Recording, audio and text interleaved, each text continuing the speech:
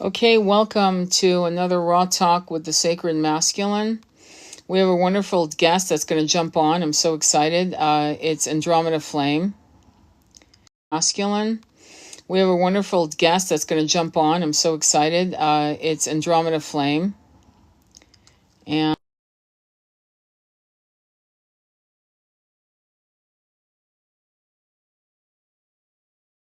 oh, sorry about the pause there for a minute. So I'm just waiting for people to jump on. And Andromeda is here. So we're going to be talking about a lot of interesting things. We're going to be talking about intuition. We're going to be talking about also our sacred masculines do have an agenda to talk about. I'm going to step back a lot. Please feel free to ask your questions and make sure the question is within the theme of what we're talking about. Like, don't go off on me, like just don't go off the tracks here. Try to stay within that realm. And if you missed the live or you can't go on the live, I'm going to ask Andromeda to jump on in a minute. I'm waiting for Mark to come on. And I'm waiting for Water Bear Medicine to come on. I'm waiting for the Feeling Terror to come on. And while we wait for them, we're gonna jump into it. Let's just go ahead. I know I don't know where they are, but let's go ahead. So so there was a picture, and I'm not going to talk about it too much, but there was a picture of a man and a woman, and they were in a pose where he was nuzzling her neck, and a client of mine was thinking maybe she was telling the truth about it was her brother, and there was a lot of more nefarious energy behind it. And I just did a very tiny video on intuition.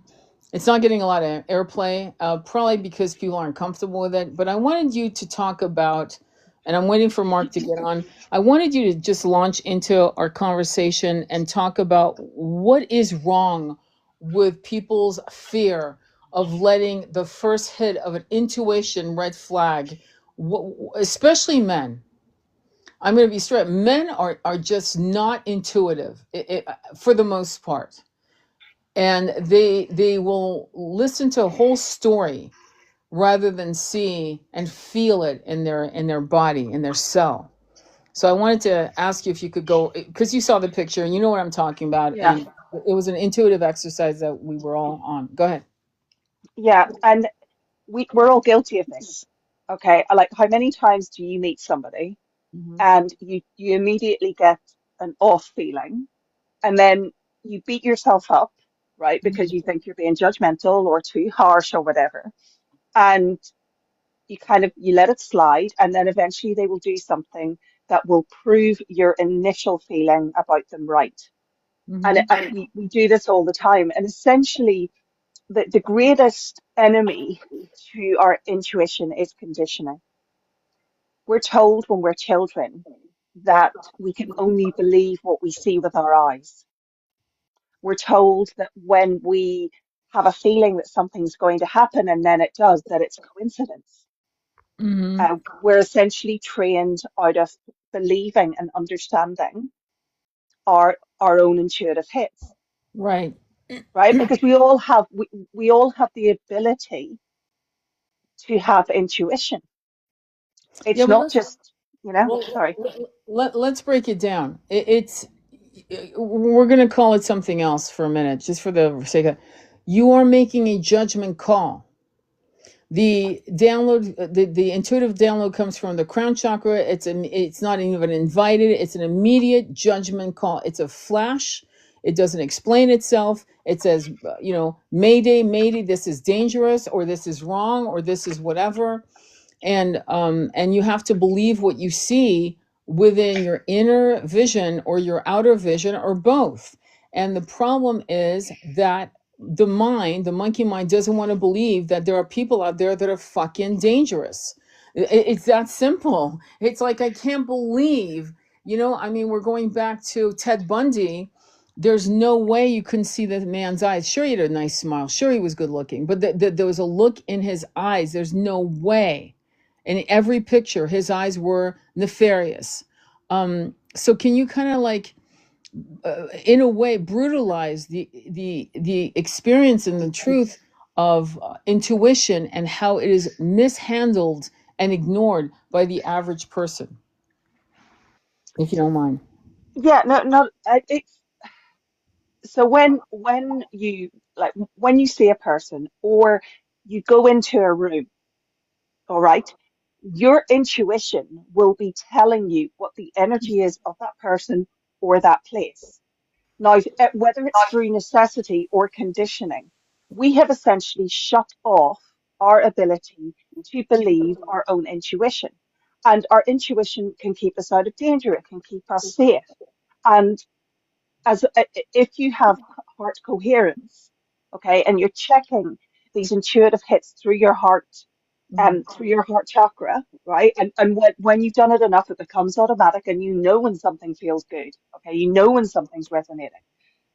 When you've done that, you're very, very, very rarely going to be wrong. And let's face it, you'd rather be wrong and safe, That's right. right, than So ignore your intuition and get into a situation where you are unsafe or where the energy is going to be damaging to you in some way.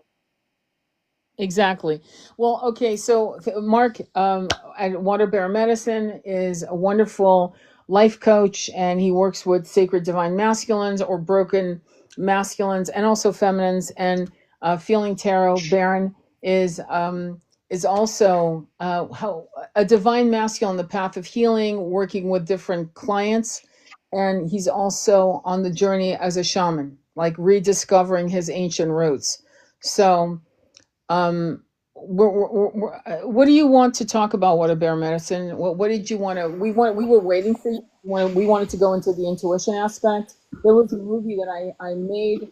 I said to Baron, you've got to watch this movie, Feeling Tarot. And I said, watch Body Heat, right? The movie, it's a film noir. And he walked away going, "Wow, that was heavy." So so we talked about that. But what did you want to talk? Did you want to explore the Let's concept of intuition and why males don't get it? They'll look at a woman's face that's pretty. I They think it say, would be really helpful. Yeah, let's talk about how or why men are not tuning into their intuition. "Thank you." What is it that's caused that, and how do we help men tune into their intuition Mhm. or their gut feeling?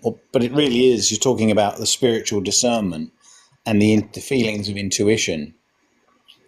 And I will say that we're all programmed by the upbringing that we have and the schooling that we have, but society in general tends to shy men away from getting in touch with any sort of emotional side and to suppress that emotional side.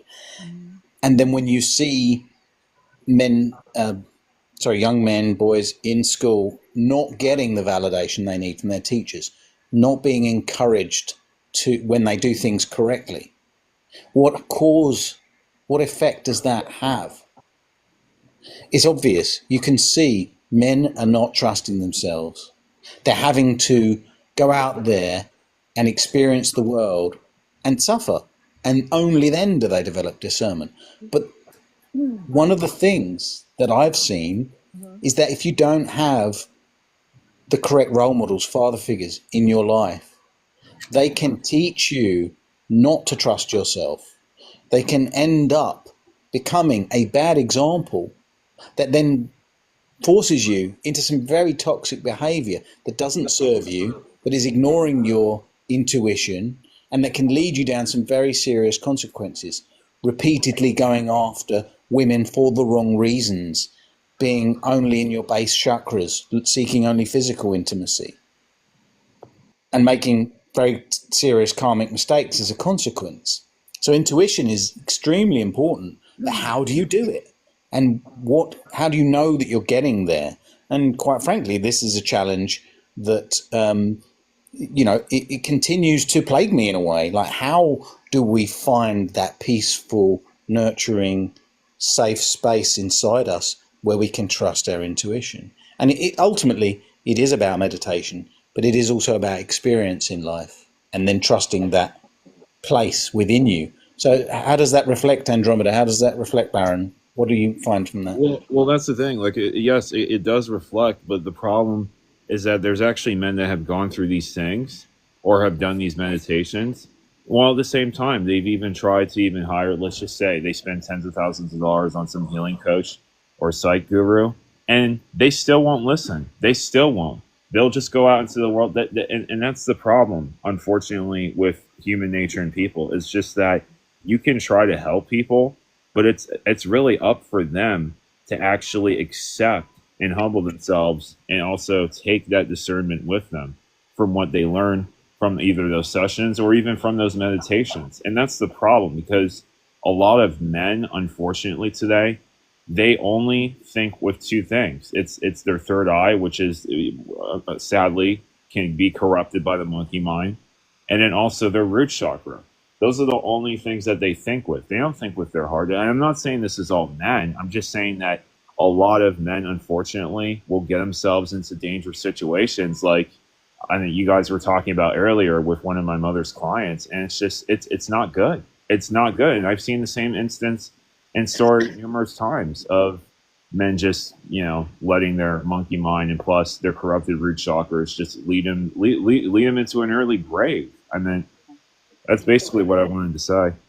And isn't it interesting that while you were both talking, I was just thinking about this phrase, okay, that we hear all the time, women's intuition, all right?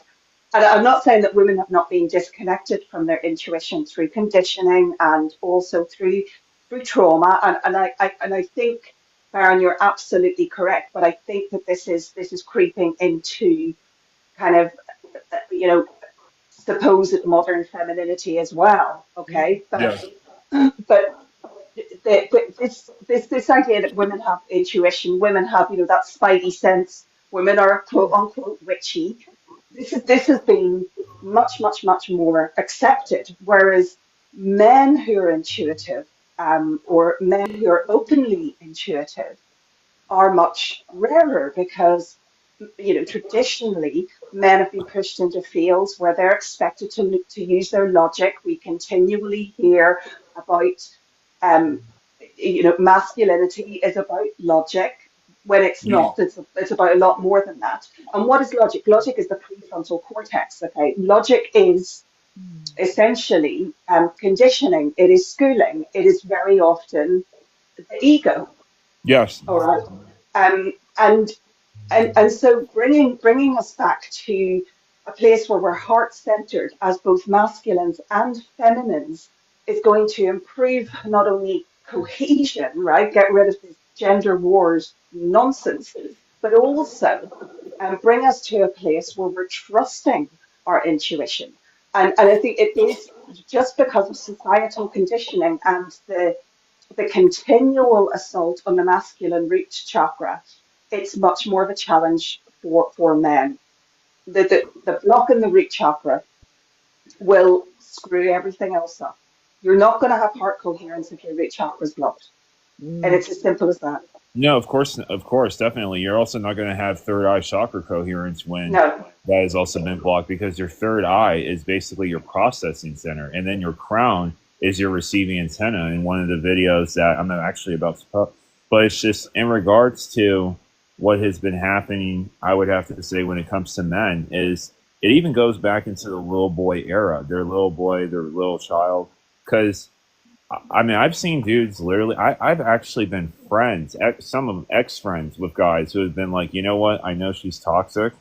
I know she's horrible for me. I know she makes me feel all these negative emotions and everything with inside me. But she is the most attractive woman I've ever been with. And that's the thing with it. A lot of men have this scarcity complex because of when they were kids.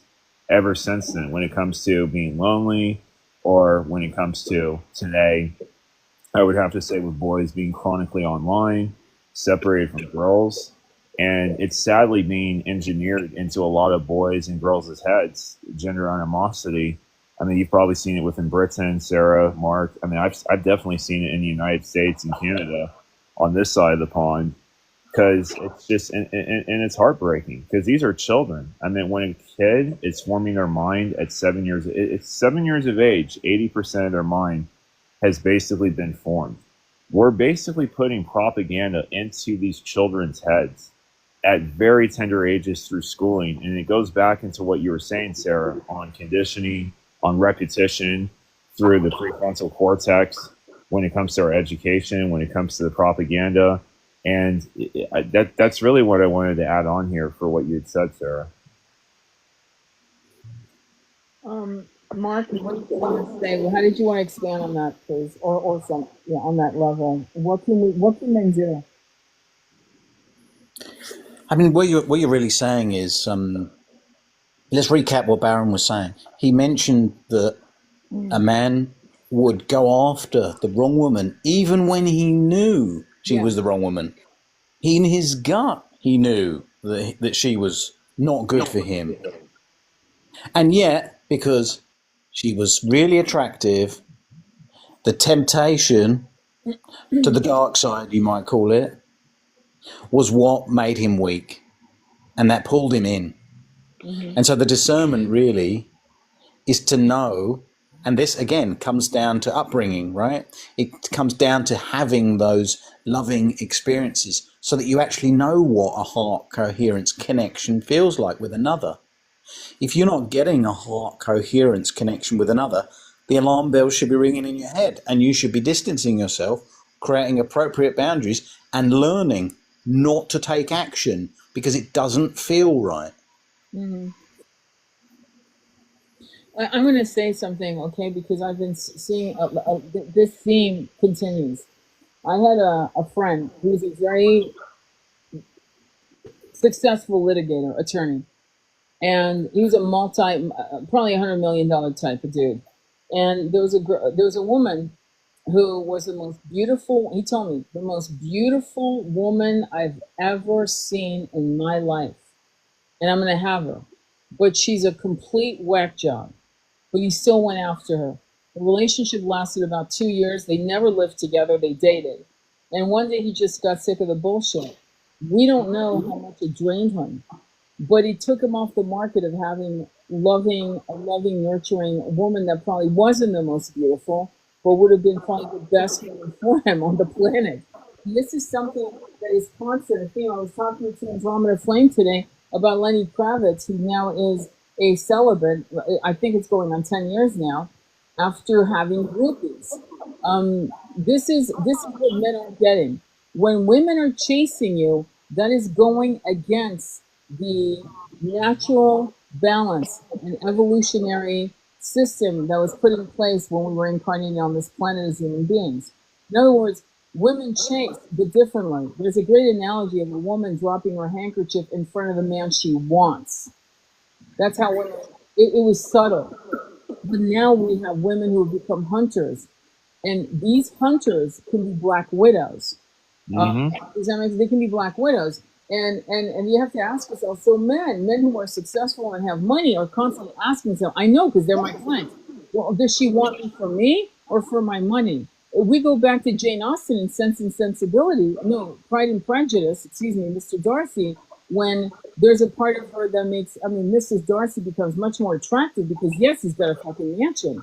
So all of this being said, men have to now feel very privileged and very focused to fall into the heart chakra and to ignore what society has said about the attractiveness, the beauty, the most beautiful woman in the world. Yeah, but is she good for me?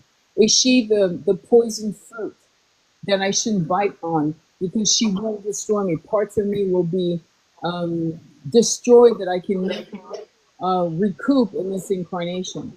What are your thoughts on that? How the fuck are we going to get men to stop falling in love with their eyes and falling in love with their hearts instead?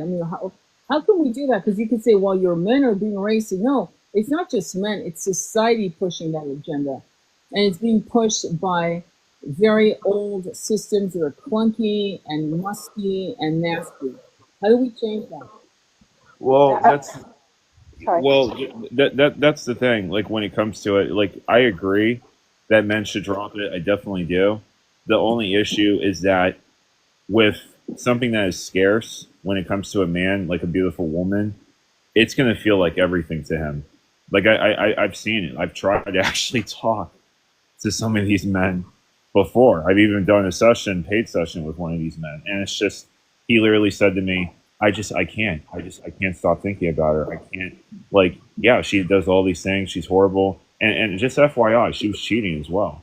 But he was literally accepting of it because Yeah. I said to him, when was the time when you actually had a chance with a beautiful woman or just a woman who it's like, okay, yes, I'm very, very much attracted to her and everything, where it's that sparklet attraction. And he said to me only twice prior to her because he was in his 30s. And that's what I'm saying. Like most men, they'll never, and I remember me and Mark, we were talking about this. Most men will never, most of the time, get these experiences with women. Unfortunately, most of the time, it's actually the women that get those kind of experiences where it's more of those experiences. Like you sort of have to be built up as a man to have those experiences. Like even when those experiences have actually came from me, I've actually had one of them that was a coworker at my previous place, and I just realized like she just wasn't good for me. Like even though my heart was saying that, oh, she's great and she's great for me, and I had lucid dreaming and then I was astral projecting, I just knew within my third eye, and that's why I trusted her. Like I just knew that yeah, I can't be with her. And it turned out that it was a good discernment decision that I made for myself, which unfortunately a lot of men will not make that discernment decision because again, how many chances have they actually had with the woman where they felt all this rush of dopamine, serotonin, oxytocin, testosterone? Very few. Very, very, very few. That's what I wanted to tell you. That's great. Anyone I, else? Yeah, go ahead. I think that the problem is that everything that has been described is coming from a wound of lack, Yeah.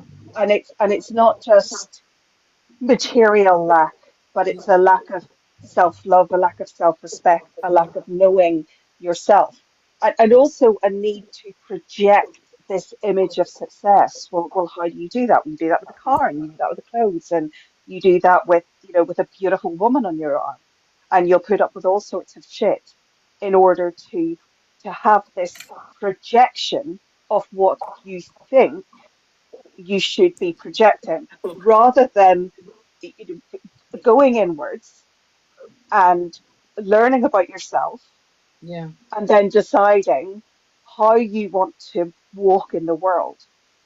And ultimately, the men who are attracted in this very kind of superficial way, and I'm not saying that some of these relationships don't play their part. Of course they do. Of course they do play their part. Every single person we meet will somehow shape our our being, our experience, our knowledge, our wisdom. Hmm. But for the men who are chasing all of this superficial stuff, Yeah. ultimately they're filling a void. And they're filling a void that they have never explored or are afraid to explore. No, of course, definitely, I agree. But I can also understand what those where those men are coming from as well, because it's just that's the thing. Like when I was 16 years of age, I was trying to date. I didn't get anything. I mean, seriously, I actually had girls mock me and just belittle me and stuff like that. And that's finally where I just said to everybody and myself, okay, screw everybody. I'm gonna actually just date a woman. I'm actually going to just go for that. And then that was when I met the woman that was 20 years older than me at the time, who ended up being an amazing, amazing, amazing mentor and teacher for me. Literally, it actually taught me what to look for when it comes to a woman because I didn't have any of that prior. I was actually just chasing the original thing. I'm like, okay, I'm going to get the hottest high school chick and this and that, or maybe her sister.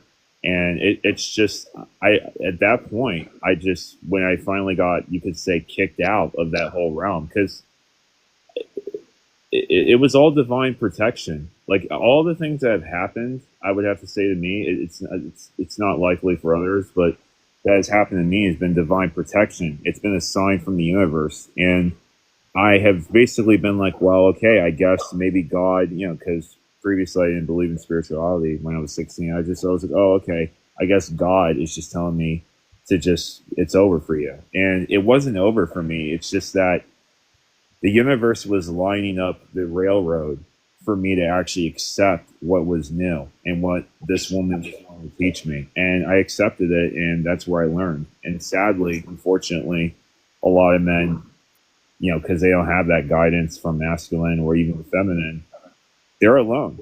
I mean, we need to just be honest with ourselves. Like when it comes to a woman, when it comes to girls and daughters, we do teach them what kind of man to look for. We usually do. These things are usually there. When it comes to a man, it's like you just need to provide.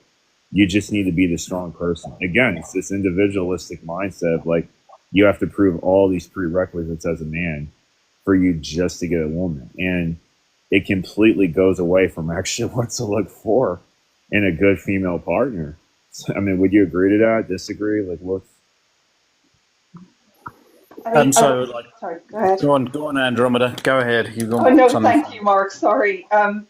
I mean, I would say, I mean, I wouldn't necessarily say that women are told what to look for in a man. I think there's a lot of crap out there, um, about, looking for a man who's going to, materially provide. And it's all very much gone again down that route of 3D materialistic status, right? And gone away from the concept of connection.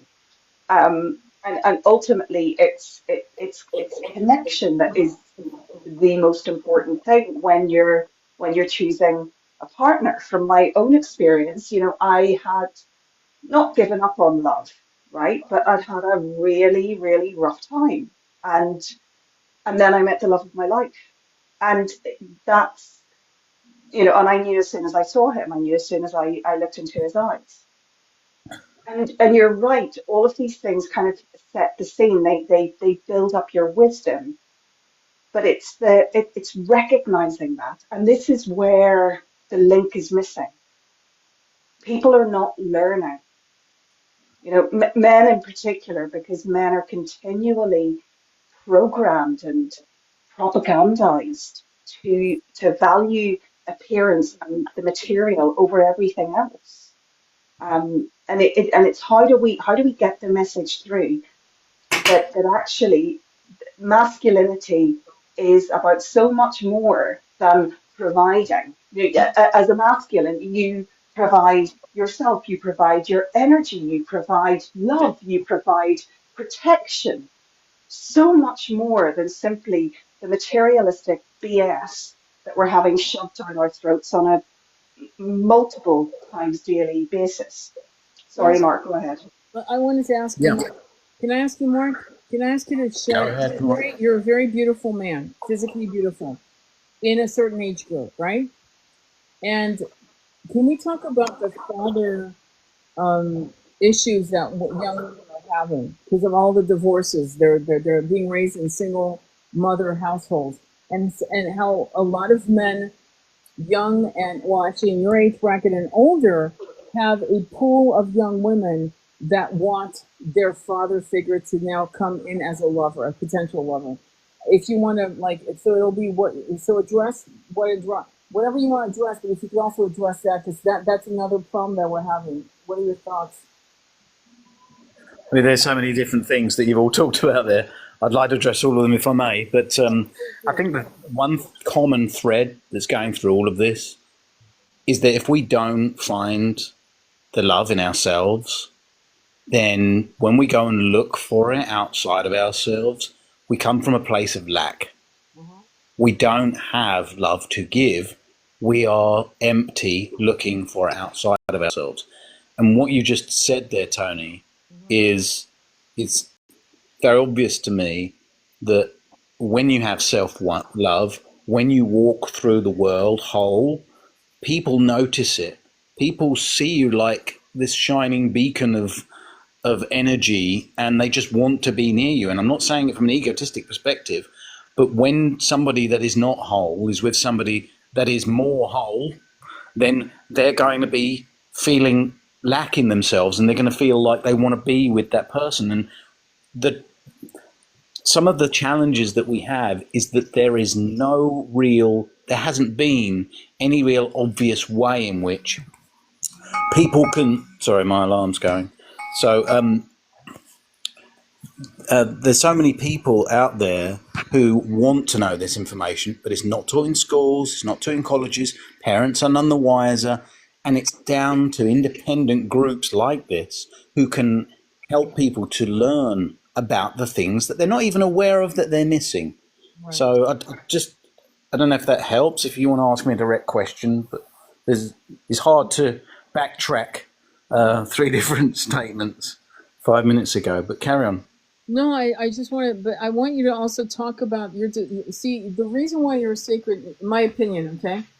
The reason why you two men are sacred divine masculines is you know the issues. You're willing to stand in front of these walls of problems that have plagued our societies throughout the thousands of years of development, what people call civilization, right? And this, like, we've got psychologists and psychiatrists. There was a particular book, I forgot the title. I didn't come prepared, but it was written by 2 psychologists who talked about the fact that the evolution of males were that they were supposed to want to be with 14-year-old girls. They were supposed to want to be with this, that, and the other. And the danger of that is that there's not one man, or every blue moon you'll meet someone where it works out. But it's always a power trip. It isn't just lack energy of, oh, I've only had 3 beautiful women in my life, but it's also this idea that what we've created is, if I'm going to get a beautiful woman, let me get her as young as possible, innocent as possible, dumb as possible. I'm going to be just straight up, dumb as possible, doesn't know shit about anything, and I can manipulate that woman. And a person that comes to mind right now is Bo Derek, who was picked up by John Derek when she was 15 years old. Okay, and they were married 20 years until he died. And so my point is, how do we make men understand that there was an agenda? Because when you have this incredible out of balance, there's no equal power. There's no power there in those relationships. It's absent. And so what happens is that we lose the divine connection of the sacred masculine and sacred feminine, which the only example we have that we know of, that we're trying to rediscover, is Yeshua and Mary Magdalene, equals in every way. We've never had a prototype like that before, ever. And the ones that we had, Lilith and Adam, and then Eve, the bastardization that pretty much created a whole system to denigrate the sacred feminine into obscurity, into being beaten and burned a lot. You know what I mean? So I guess what I'm trying to ask you guys, and whoever wants to jump in, Mark, if you want to jump in and kind of lay out how do we explain this? Because it all goes back to intuition, hits that come in like it's a no. Yes, that's a no, this is a yes. And how do we deconstruct this evolutionary bastardization of being attracted to the right woman as opposed to the wrong woman based on what she looks like, for example, or her age, or this or that, all the shit that's been promoted for a very long time. Sorry, so what you're asking me is, like, what is it that's causing people to not feel whole, not be able to learn about this situation, and why they're stuck in these base desires and always chasing what they're shown on social media and in TVs and movies and advertising?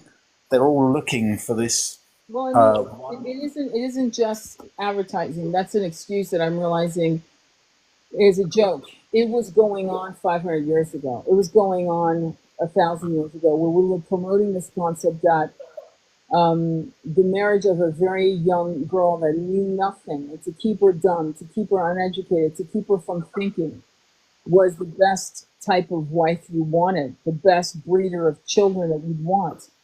We look back on women like Cleopatra, who's famous because of her education, her intelligence, and not so much her beauty. By the way, it's reported she was not a beautiful woman, but she activated the minds of these 2 men, Caesar and Anthony. So what I'm trying to ask is, how do we get men to fucking think with their hearts and not between their legs? How do we get men to not think with what they see before their eyes, but what they see in their inner vision. How do we do that to normalize that so that their intuition is heightened? It's interesting. Anyway, there's another piece I want to bring up. It's almost like we've been taught with Beauty and the Beast is being used, by the way, as an example right now. It's going viral. That women are being taught to love with their hearts.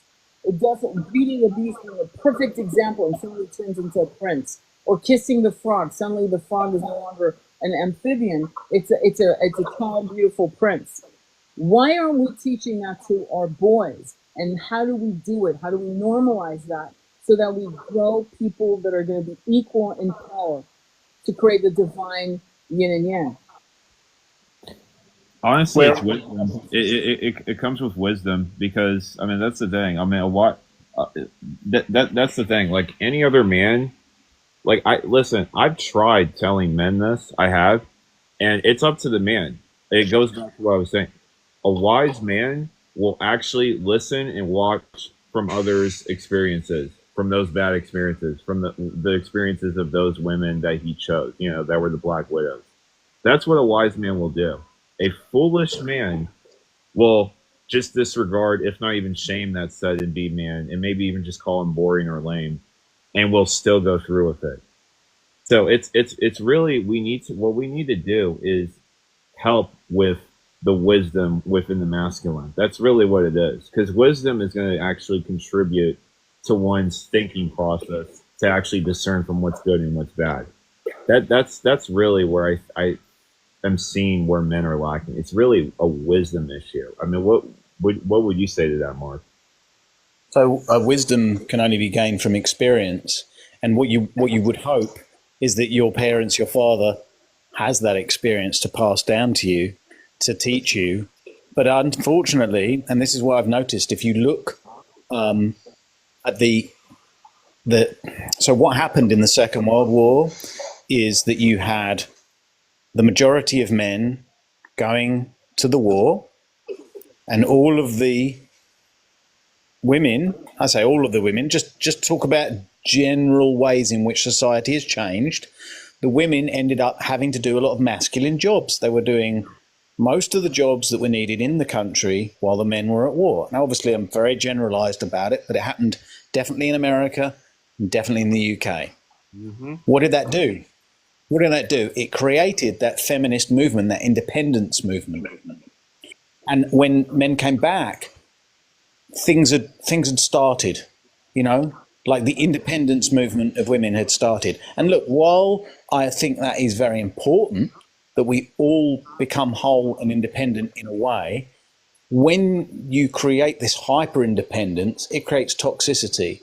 And then we've had lots of other things happen on top of that that has pushed society into making us believe that we have to seek, you know, when the birth contraception came along, it created this like women's lib, which looked like a wonderful thing because women could just go around and almost like without accountability, because there was no worry of getting pregnant, have sex with whomever, right? Yeah. And so, like, what did that do? What did that do? It's created a situation where instead of thinking, oh, this could really hurt me emotionally, you're now thinking, oh, I don't have to worry about getting pregnant. You're looking at the wrong consequences. Yeah. Of course, we don't want to. Of course, you don't want to have a pregnancy from a fling. But you see, the challenge is we've got serial what can I call it? You know, they're just sleeping with whomever. And what is it doing to people's emotions? They are not able to bond. They're not able to have a connection with somebody. They're totally disconnected from their heart. Their heart and their brain are not communicating. And this is happening in men and in women. And so the wisdom that we talk about is when men want to teach their sons about Mm-hmm. discernment and about heart brain coherence connection, they should be meditating with their children. They should be, whether it's going to church or whatever it is, but there needs to be the acknowledgement and awareness of what is so important in you to be whole is that heart brain coherence connection. I Then, sorry, I'm on a rant. What do you think about that? I mean, when you go out, the question I've got for you guys is when you go out as a teenager, as a young adult, into the dating world, if you don't have that awareness of when somebody has love in their heart, you don't feel it because if you feel love in your heart, you will know when somebody yes. has love in their heart. It will be a visceral experience to you to notice when somebody else has love in their heart for you. You will actually, it'll be almost tangible to you in your emotional awareness. And that's what I want. That's what I want all men and women to be able to have out there. It is teachable, but it is something that somebody has Well, to want to do. Well, the only thing I need, I just wanted to okay. ask, like the only thing wanted to ask was, you said that wisdom comes from experience. I mean, couldn't wisdom also come from history as well? I mean, you could see other people if they made the same mistakes and basically make that decision for yourself. Okay, it's not going to happen to me because I have Yeah, the so wisdom. wisdom can come from your experience or it can come from the experience of others. It is Okay, no, harder. It's harder to carry the experience of others because unless you have some emotional intensity to feeling like there's going to be a consequence if I don't follow that wisdom, that experience, then you may, and many do, go on to have experiences, negative consequences to their oh my experiences. god, That I understand. Yeah, I understand. That's what Sarah and that's what Andromeda says. I mean, that's when the yeah, heart coherence actually opens up, literally, for when you have the emphasis and wisdom of others. Oh my god, I understand it. I get it you're now. with it.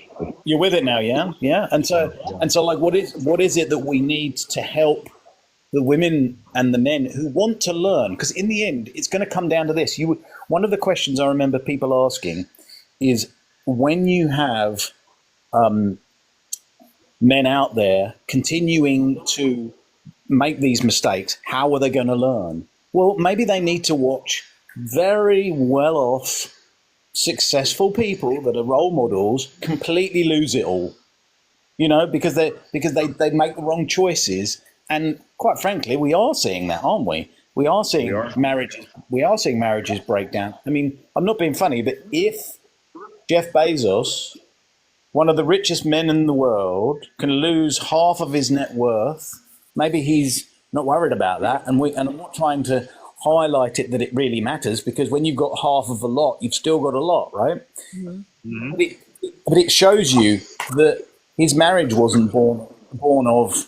Um, I'm making a judgment that's probably unfair here, but if his marriage was born of love and continued in love, then he wouldn't have separated. He wouldn't have gone after his base chakra desires and been with a much younger model that then that relationship also ended Yeah, apparently. but So What do you think, Andromeda Flame? If you don't mind, let's give Andromeda some time on good for this. you. Yes, I was just listening and doing a lot of nodding, Mark. I, the, this idea of experience, it's an interesting one, and I think that again, as as the spiritual movement is quite a feminine heavy movement, okay, and a lot of us have done, past life regressions, so we've had so many experiences that we could potentially tap into, and when you do a regression, you're feeling the feelings, you're seeing what's happened, and you can understand why maybe you're having certain experiences in this lifetime because you didn't adequately learn the lesson before. But ultimately, and I completely agree with your point about, people meditating with children, getting that habit in early, getting children in touch with themselves so that they can feel their chakras, they can feel their bodies. Ultimately, we're not doing enough chakra work. We're not talking about chakras enough. We're not talking about, we are, okay, but as a society, we're not talking about what it means to be ruled by your root chakra, or what it means to live in a society where everything is precarious, from food to housing to employment. to your very existence. We're not talking about what that does to your root chakra and really how to heal it. So Excavating would those wounds. Yeah, and sorry. Andromeda, could you just you probably know these, and it might really help everyone here. Could you attach like an emotion or a label, like safety, security, love, intelligence, or discernment? Could you give those sorts of labels to each of the energy centers so people can start to understand the purpose of these different energy centers and how they are just so crucial? Ultimately, we exist in our experience because of these energy centers and how they interplay with one another.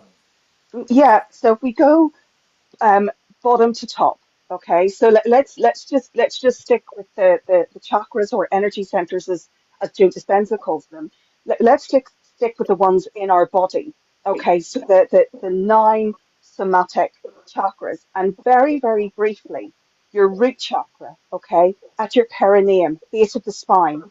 This is about primal needs.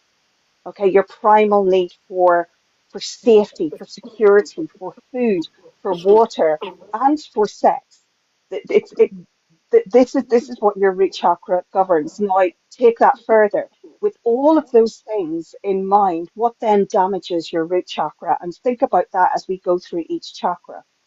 Sacral chakra, um, bottom of the abdomen, between your belly button and the base of the abdomen. And the sacral chakra is concerned with creativity, but also sensuality. And so the energy from the root chakra will feed into the sacral chakra, will help that sense of sensuality, removing shame about sexuality and sensuality. To the belly button, we have the Hara chakra, also called the womb chakra, but this is concerned with um, connection. It's concerned with unity consciousness, unconditional love, moving up just where your ribs end, okay, just about where your stomach is at the top of the abdomen is the solar plexus.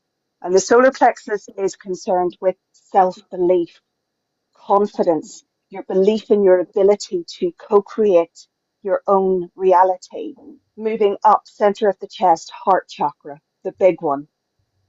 And the heart chakra, of course, is concerned with unconditional love, but it's unconditional love of self, giving and receiving love, and heart coherence. Come back to heart coherence. Moving up just to the top of the thorax, okay, just below where you have the little notch, is your high heart chakra. Again, unity consciousness, unconditional love, and also where a lot of love wounds from this incarnation and previous incarnations are stored. Moving up into the throat, you have the throat chakra. This is all about expression, verbal expression, but also non-verbal expression, speaking your truth. What helps your throat chakra to grow is speaking your truth, is expressing yourself through authenticity.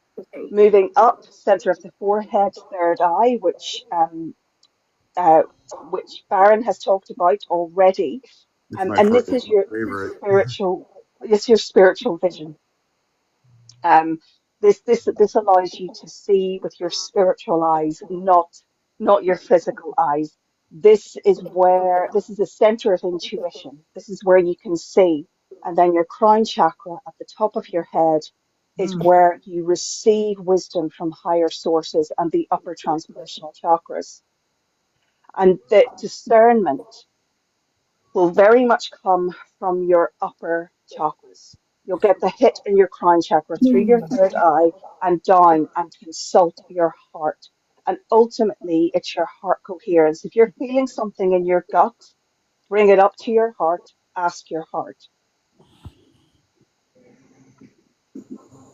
Was that just Beautiful. too rapid a summary? Yeah, no, that was Honestly. great. Thank Valuable, you. right? Honestly. But I Doc- want to address what you said, Mark. What about the pill and the this and the that? And I again, that's I'm going to call you out. Lovingly, my brother. You can, but I don't know if you actually understand that the pill is a wonderful tool, but it's also can be very damaging, and it really depends on your perspective No, no, no. and I know how you that, but pursue it. just Yeah. understand. from the time we're going to go 3,000 years with the Abrahamic religions, right? Going back to the Torah and so forth. That goes back 3,000 years. The concept of the woman, the high priestess, the goddess energy was destroyed. It was hunted down like a dog. We see that with the examples of how they started bastardizing the oracles of Delphi. Please look that up. All of you listening, look up oracles of Delphi and see how it went down the hill. The feminine intuition was destroyed. And then it was put in a chastity belt. All the chakras, aka energy centers, which I prefer using the word chakras, were completely destroyed in every embodiment we took on as the divine feminine. Okay? And so when we say the pill, I totally agree with you on the pill and what it does psychologically. This, I get you on that. We've discussed it.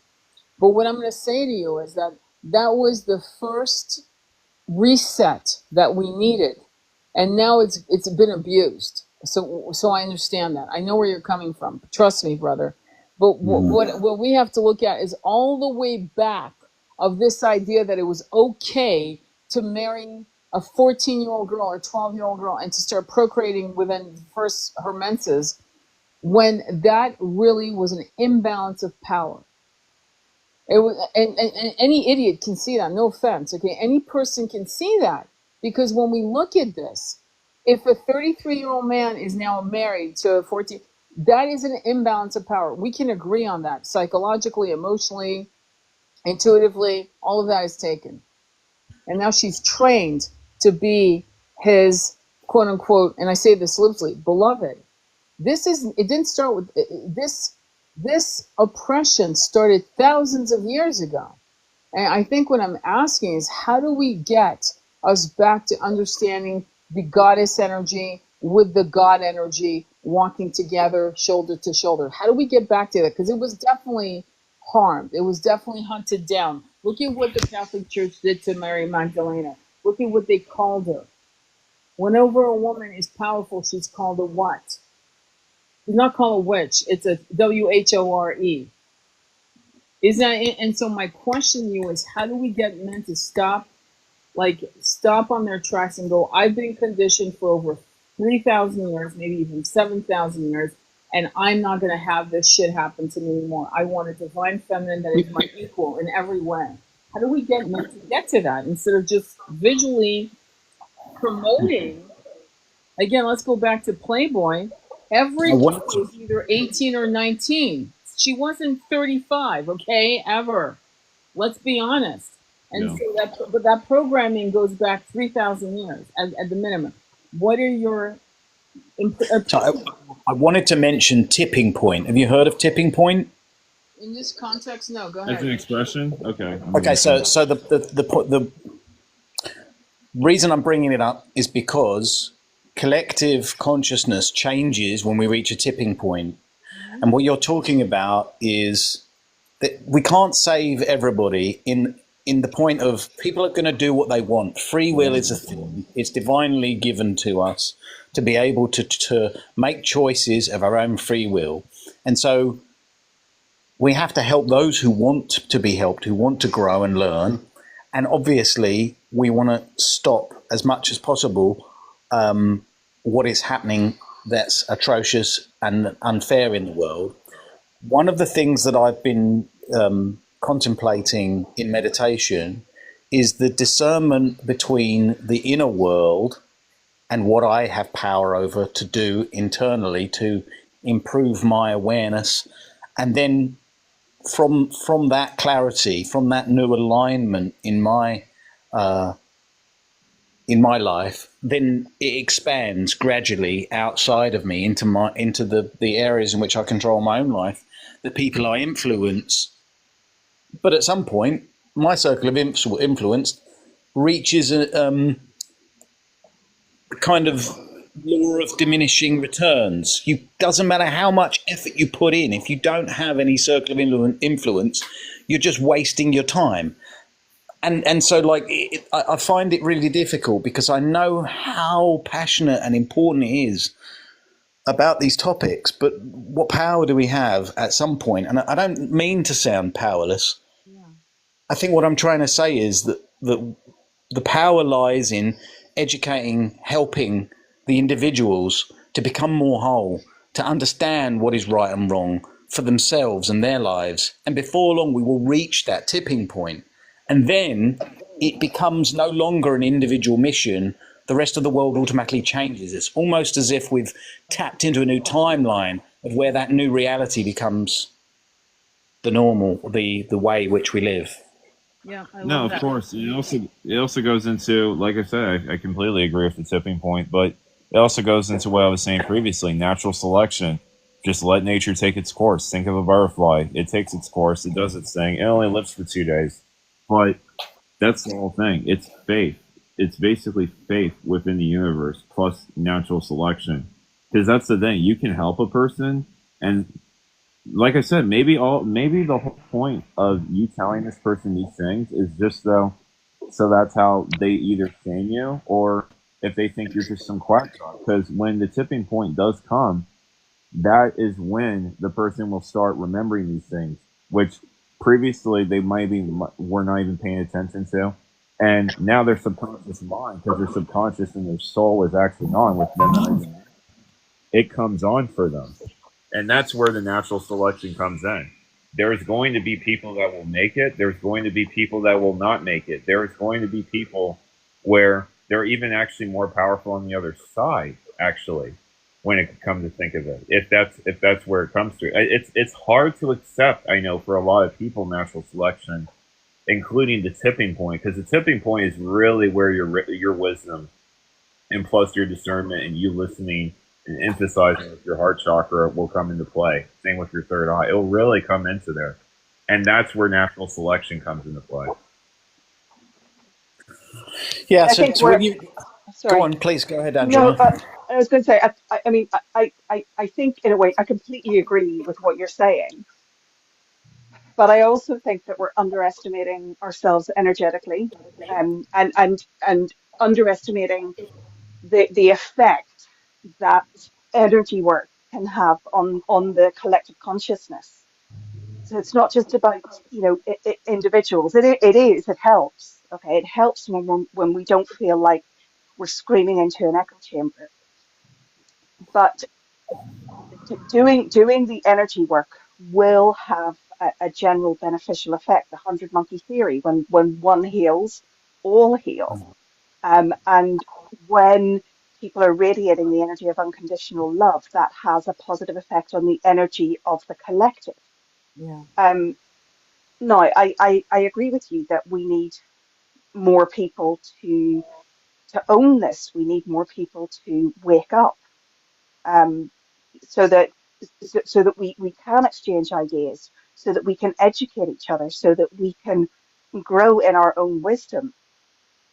But ultimately, this is going to be energetic. Mm. Explain that more, please. Well, What if do you you mean we're energetic? when when we are, and I don't like talking about low vibrational, high vibrational, because I think it's far too simplistic. And we all have fluctuations. But when we're vibrating in an energy of gratitude, unconditional love, that energy has an effect on all of those around us. Okay, and not Hmm. just those in our immediate physical circle, but generally on the collective. When twins, for example, are in union, that has a massive effect on the collective vibration Mm. of unconditional love. And this is how we actually heal the planet, um, because we're not going to be able to fight these wars on military or economic levels. We're going to have to do it energetically. And we do it, yes, by having these conversations, yes, by getting more people to do the energy work, to work on their chakras, to develop their own self-love, their own self-worth, and walk in that authenticity. But it's this vibration that emanates from every single person who is walking in that energy of gratitude and unconditional love, acceptance, enlightenment. Okay, that is what is going to have a net effect on the collective consciousness. So I wanted to ask a question. It's obvious to me that most people that are listening to this live right now are fully in alignment with an agreement of those sorts of things. But what I feel is one of the huge challenges that we have is helping those that are in kind of this three-dimensional way of believing that their immediate efforts, regardless of their feelings, are the only thing that matters in providing for themselves. And I just feel like there needs to be in some way some wisdom imparted to help them understand the difference. And you've kind of really gone into that. I think maybe people aren't aware of the effects of positive and negative emotions on a collective, in a group. I mean, it is kind of obvious if you're in a big group at a concert and nobody's kind of feeling the vibe, you sense it, you know it. Yeah. It's palpable. So when you have everyone like singing Kumbaya and being in their heart chakra and really feeling connected and grateful, it lives with you for days afterwards, that sort of experience. And really, can you imagine if communities in towns all over the world are having these sorts of heart connection communal experiences? It's going to just have that ripple effect that we're talking about. Anybody else want to chime in on this sort of thing being normalized? It's just when Sarah Andromeda mentioned previously, it's just when it comes to our energy and how everything ripples out, like, yes, it's true, and we should keep our gratitude, but also emphasize and work on our chakras. Like, I agree with that. But when we're educating and trying to tell people, and people just, because I feel the frustration of when somebody's not listening, and I definitely do. At that point, I just clap my hands together and say, like, okay, all right, my work is done here. Natural selection. I mean, at that point, you have to just walk away and protect yourself. Like, the ripple is still there. The ripple will still be there. The frequency will still be there. I mean, am I right for saying this? I'm just curious. Well, so you mentioned natural selection. I think that maybe we need to kind of define what that is to help people. So, like, natural selection to me means that those people that have the propensity, have the skills to, be in their heart chakra and go that way, will be the ones that ascend into the fifth dimension and be part of this new earth in that way. But then, are you meaning that natural selection means that those that don't will just end up not becoming part of that new world? Yeah, Yeah. literally. I mean, because that technically is I mean, I know it's harsh. I know it's a brutal truth, but that is technically our world. I mean, that's technically you. But it's the same thing as free will, then, isn't it? Really, Yeah. free will and natural selection are the same thing. We all get to choose. Yeah. Yeah, and if you've read what's it called? Michael Newton, Journey of Souls. All right, Yeah, and good. Oh, I you love him. look at, yeah, he's great. And you look at the description of like soul school, right? And all the souls go to classrooms, okay, on the other side, and how there are different levels of souls. There are just, we've all got different jobs here. We've all got different reasons for incarnating. Mm-hmm. We've all got various soul contracts, and some people are simply not not ready. Maybe their ego is too overdeveloped, or they have come here to learn different lessons. All right, and we just have to accept that some people are either going to ridicule us for what we're saying, or they're just not going to listen to us. And some people, they will look like they're not listening to us, but when they're ready to hear the information, they will remember the conversation and they'll start looking into it. So it's always worth having these conversations, even if you feel you're not being listened to. Mm-hmm. Choose your audience wisely, but it's always worth having these conversations. And again, this is another aspect of discernment. Okay, who do you persevere with? Who do you have these conversations with? And who do you just leave it with? Who is really, really, really not ready to have this kind of conversation? Mm-hmm. But there's a comment here. Remember In other words, some have chosen not to awaken in this incarnation. I'm going to say no. Out of 8 billion people, they didn't come in to not awaken. They just forgot. In fact, the process of the amnesia is built into this grid. There's this 3D grid that's really to the point. And I know, why do I know this? For the most part. Now, are there some that sacrifice themselves that are walk-ins that fully know and they're going to play like in other words, they are ignorant of what is really going on? I think so. Yeah, for the purpose of the greater good. But for the most part, I'm going to say no. People don't walk in. Souls don't come in saying, "I choose not to awaken in this one." I don't. I don't believe that, and I feel like they really can't. They really don't know how to. It's kind of like an addict that's addicted to whatever, and they don't know how to come out of the addiction. It's very. I don't think we are giving enough credit, and I'm going to be straight up. I don't think we're giving enough credit for people who are here awakening through this incredible cement stone walls called the monkey brain, the brain that we've been given because, that we're incarnating these bodies. And for some of us to remember, to awaken, for some of these kids being born now, and people of Barron's generation and other generations that have come through that actually remember in spite of these issues. It reminds me of the book Brave New World by Aldous Huxley. In spite of being a beta, he's still thinking and asking the right questions in spite of it. There are some people that really don't know how to come out of this loop. They really don't.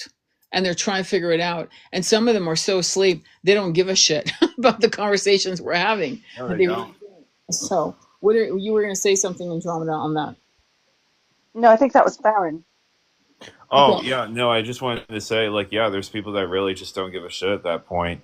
And like I said, it's just, you say that people don't come onto this earth to just be asleep. Like, I agree with you on that point. I do. But it's just a lot of, like, Tony, like, there is a lot of NPCs walking amongst us. There's a lot of people. I mean, it's similar to Matrix. Agents, people, they go to school, they go to their job interviews, they go to their work, they live humble lives and stuff, and they remain asleep, completely asleep. You remember what Morpheus said to Neo when they were walking through that town?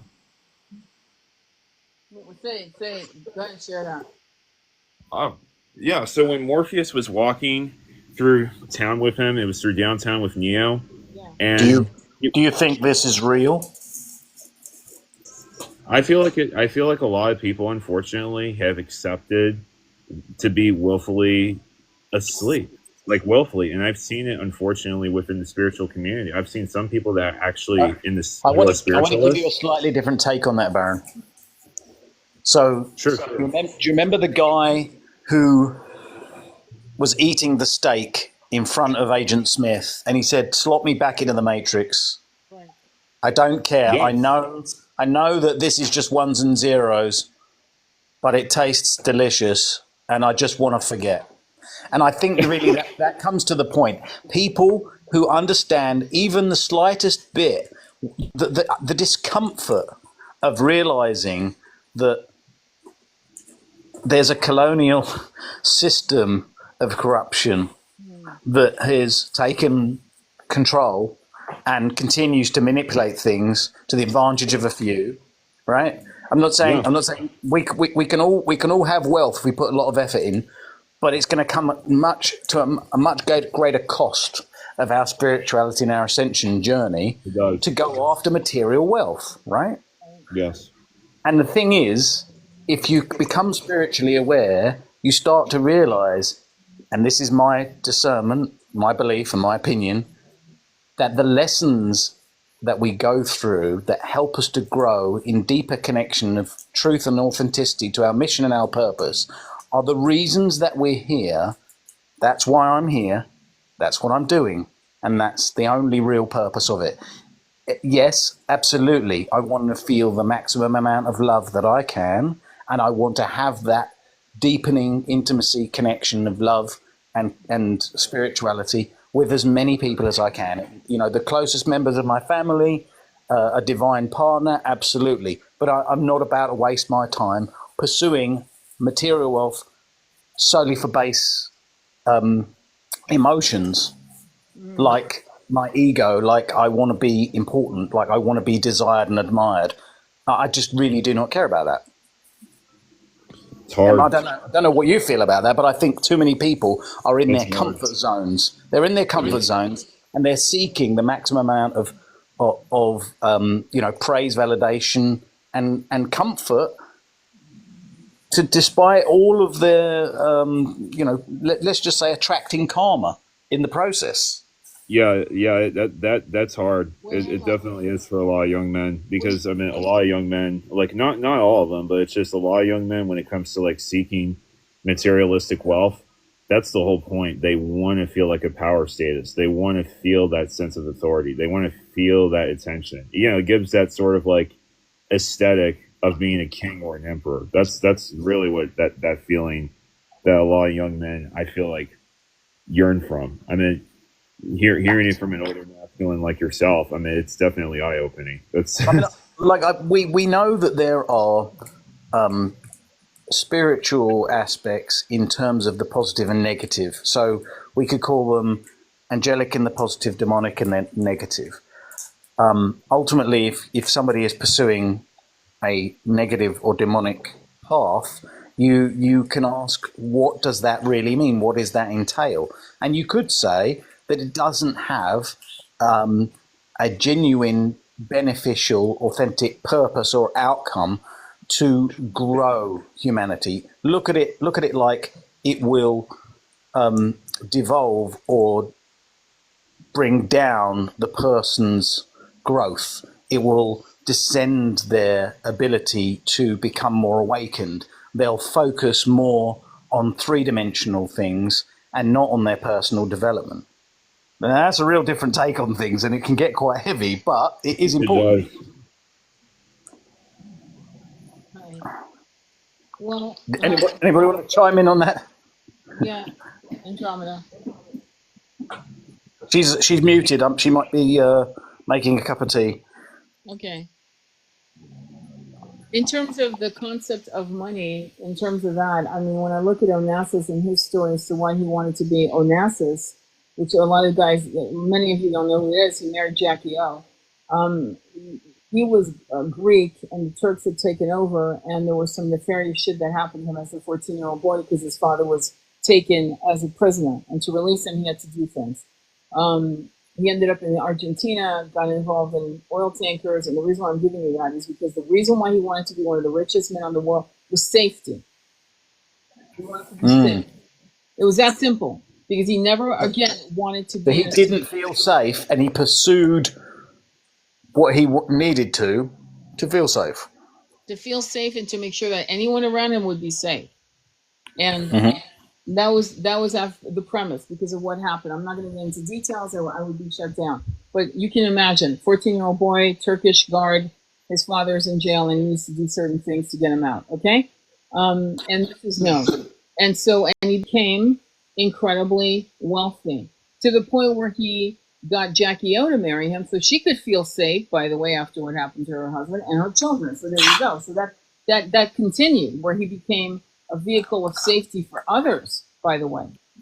And so when we talk about money, we've turned it into a status symbol, but for many people across the ages, including today, to be honest with you, is money, and this is something we can't bastardize money. We can't treat money as a vehicle to be shunned. Money gives you choices. Oh, well, I'm not denigrating money. Yeah. I'm saying that your intentions that you have behind it, I mean, they may not be pure. They may not be. They may be because of pursuit of an egoistic perspective. So, for example, if one was seeking to gain wealth to help his community have security and freedom from needing to work all the time, so that him and his family and his community could have a much more secure community that would fulfill the children to get the safe upbringing that they need. Right. Ultimately, what you pointed out was that what sort of trauma creates someone that then goes after war. Yeah. And that is part of the challenges we have. There are people that are so stuck in suffering Yeah. that they don't even understand maybe they don't even understand the trauma that they have is making them drive after some crazy, dangerous consequences, whether it be an economical war or violence. No, I agree with you at any cost. And men tend to do that. And men have been doing this for centuries. So, but my whole point, I think, is this concept of the intuition that guides you in milliseconds and trusting it to guide you on the right path that will give you the abundance of love, health, and wealth that you really want for yourself Yeah. and love. And the awakening, right, of all of that within all the children. Yeah. And we know that wealth and power are extreme aphrodisiacs, right? Exactly. They are, but they are base chakras. They attract people of the wrong frequency, Yeah, I agree. or let's just say on the wrong frequency, not of, because nothing is permanent, right? Andromeda, you were going to say something, I believe. Yeah, no, I just wanted to like touch on this concept of money because you know money on this planet Hmm. is essentially an expression of inequality and scarcity. Yeah. Okay. And yes, the energy that we put into making money or using money is essentially the energy that that money takes on. However, on other planets, we don't have money. Yeah. Um, in ancient societies, we had barter. Hmm. So money on this planet in this kind of societal construct in this matrix, if you like, is simply another vehicle that has been used by the 1%, call Hmm. them whatever you will, to create that sense of scarcity, again attacking our root chakra. Right. And So it's a difficult concept because I'm not saying, money is evil. Money's it was Tony who said this that made me laugh so much that money is like tofu. It's tofu, right? It's tofu energy. Right. It needs to be marinated in the intention I and like the that. utilization, exactly, right? In order to take on energy. So I'm not denigrating money, but what money has become on this planet Yeah. Well, it's been is used. It's been used to control us. We're using yes, fear, keep us in yes. fear and scarcity. That is the intention behind the current frequency of money that's being projected onto us. I mean, I followed the Bitcoin community and their intentions, and I believe that what they're trying to do is stop the ever inflatable, ever printable currency that creates massive inflation, and therefore you can work all your life, save all your money, and it can be worthless within a year or two because of inflation. Now, that occurs because of a currency that doesn't have a finite to it. Yeah. Now, that's fine if the infinite amount of money benefits everyone, but it doesn't. Yeah. It's used to impoverish the majority Yeah.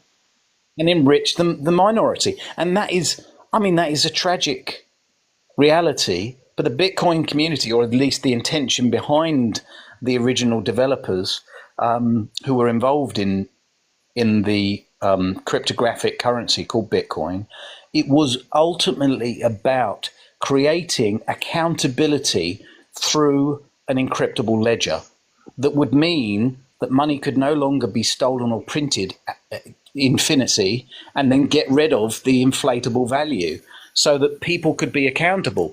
You know, the governments would no longer have an unlimited amount of funds. They would be limited. Yep. And it sounds silly, right? Because we're in a world, in a reality where ultimately we do not have a limit, or we do not have a finite amount of anything. I mean, to the individual human being, there's more fish than you can ever eat. There is more vegetables that you can ever eat. Whatever it is that you want, ultimately for the individual, you'll never run out. And Well, the Bitcoin community was about making sure that everybody got their fair share and nobody would be without. Now, I don't think Not anymore. that has failed, but at the moment we're not. When it's the jury's on the fence, Baron. Yeah, it's just not anymore. I mean, the old crypto community, that's what it was about. It was decentralized finance, it was governance, it was responsibility, I can't make a accountability. judgment on whether it's successful or not at the moment, but it doesn't. It I mean, looks to be very similar to gold. Ultimately captured and no longer part of an independent source. But again, that's me projecting. I don't know the truth. Well, well, that's ultimately, it was all, I mean, a reaction as well as having the technology now. It was a reaction to fiat currency and quantitative easing, right? And yep, and 2008. yeah, and that due to the financial crashes, and what was that QE used for? That was used to bail out the banks, and it was used to Yep. do all sorts of things and line the pockets of pockets that really didn't need to be lined.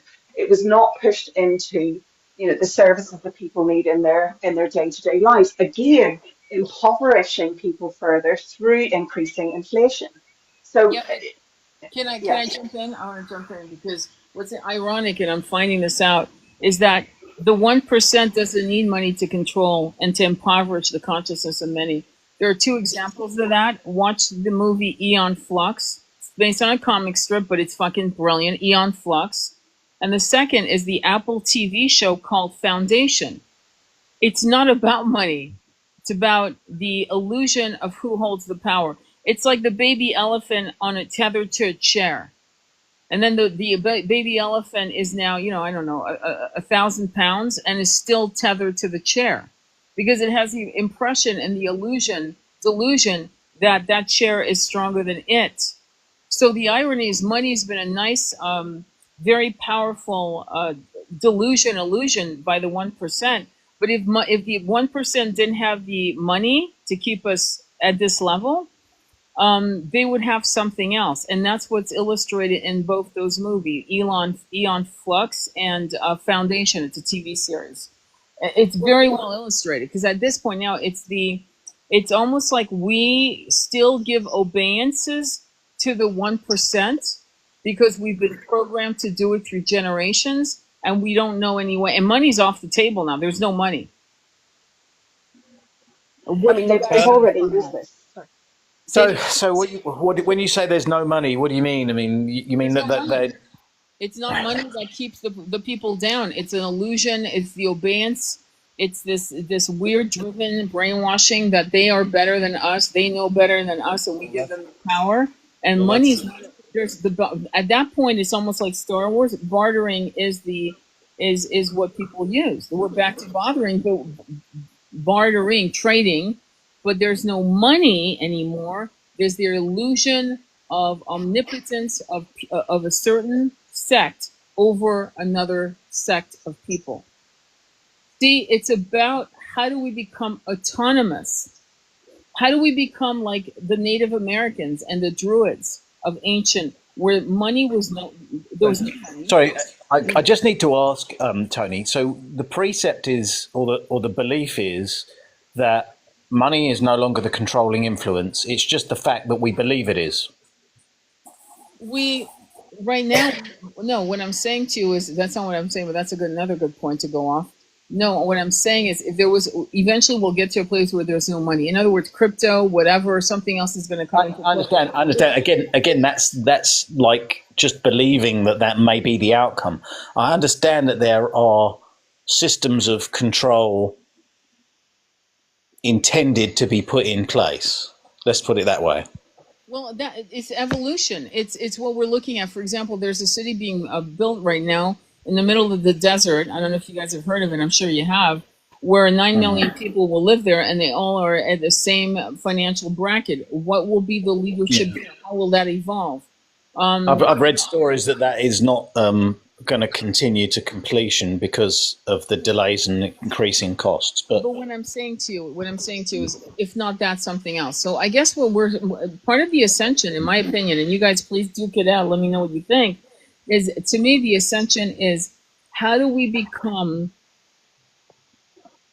create societies where there is no, it's a round table situation where there's no real leadership. It is wisdom run. And it is all about this incredible generous heart to look forward Hmm. to the next generation that will take over the wisdom run system. That's what I'm saying. So I can. So I don't know if anybody wants to jump in here, but let me just say that I believe that you can never remove hierarchy, because ultimately there'll always be somebody who is going to be the protector and the one that is the most trusted, and that's the key word here, trust. If you do not have a community that has a high degree of trust within it, then people have to base themselves in lower chakras where they are always testing to see if the system is trustworthy.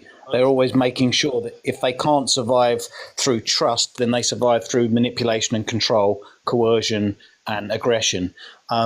Ultimately, like for communities, for the world to change, for communities to be built that allow the world to ascend into different levels of consciousness, you need safety, and that comes from a hierarchy of trust. And maybe it is a wisdom community, like a circle of elders that are highly spiritual. Yeah. Anyway, that's my 10 pence worth. That's the thing. Is there safety right now? No, there is no safety. Is there trust within the institutions or in the hierarchy and or higher ups right now? No, there's none whatsoever. I mean, people are actually breaking off from these supposed trusted institutions like Harvard, Yale, Oxford, and all these different ones and things. They're already doing that because that's the whole point. The trust is gone. I mean, the whole hierarchy thing, it's like, yeah, I mean, people can look up to a hierarchy, but you can't outwardly trust a hierarchy. I mean, the problem with so many people today, Mark, I mean, we have to understand is that people never question authority, even if it's the authority that they actually believe in. Even if it's that very authority that they even support, they don't even question it. That's the problem. I mean, would you, how would you go around that? Because it's just, the whole thing Okay, about so hierarchy. there's a huge amount of population that aren't even aware of this sort of optionality, of this different way of doing things. And I believe that it is the intention of those that have the communication channels in their own power of influence, that they don't want anybody to know about the alternatives. They don't want to know that there are ways in which you could build and set up small communities of trust that don't have to suffer from the extortionate levels of cost of living crisis.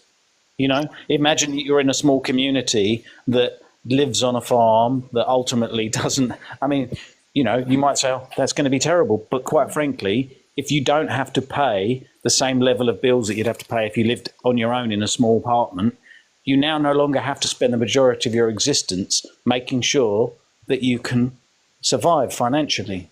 You're spending your time building a community. You're spending your time helping each other to be better. Yeah. Well, I think those are communities that have to be run by. It has to. In other words, when you said that, I saw overgivers getting together, creating a community. Overgivers meaning generous-hearted people, just generous, just Yeah. beyond, and us discerning and yes, judging and using our tuition to say, yeah, now this person can't belong in our community because not because they can't probably learn from shit we have to teach them, but because it's going to throw off the balance of this incredible, wise, balanced community where everyone there is trust, there is generosity, and there's no hierarchy. Do you know what I'm saying? It's almost telepathic. I mean, ultimately, what we're all talking about, and I've just been sitting here, listening to Yeah. each of you. We're talking about a system that has very, very deliberately, for millennia, co-opted our root chakra, Yeah. right? Taking away our sense of safety, taking us away from the earth, all right? Taking us away from communities, and used our fears of uh, precarity, our fears of our own sexuality, um, used all of this through monarchies, through organized religions, through governments, through poverty, through wars, through famines, through all of this. And this is about reclaiming ourselves, reclaiming our place on this planet, reclaiming our chakras, working together. to heal all of this. I mean, where is, while we heal our own root chakra, healing the root chakra of Pachamama, right? And really going into this idea that all of this, Mhm. everything we're talking about, has been an illusion that has been imposed on us in Yep. order to disconnect ourselves from our essence and our purpose.